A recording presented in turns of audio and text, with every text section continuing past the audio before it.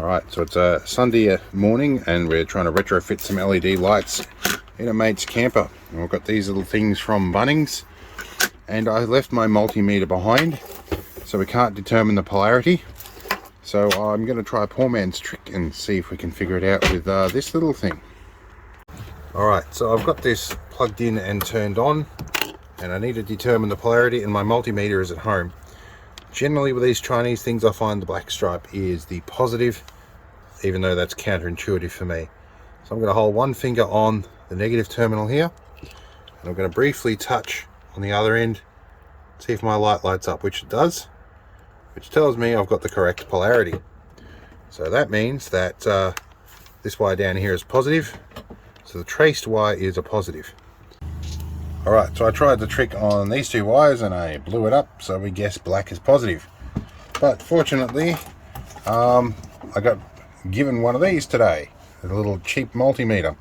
It should give us polarity and voltage.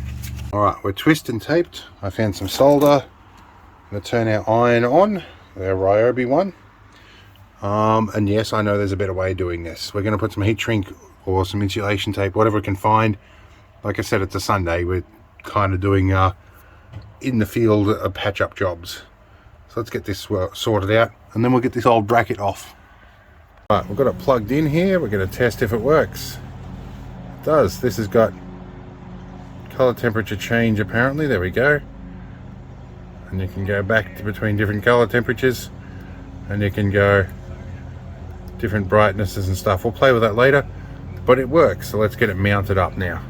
So I've just gone to pull the cable through under the cable gland in the top here, and the entire thing is wired with black positive and red negative. What did this? Okay, we're installed, and we can wave past and turn on, wave past to turn off. A couple of holes to fill in, but we'll figure that out later.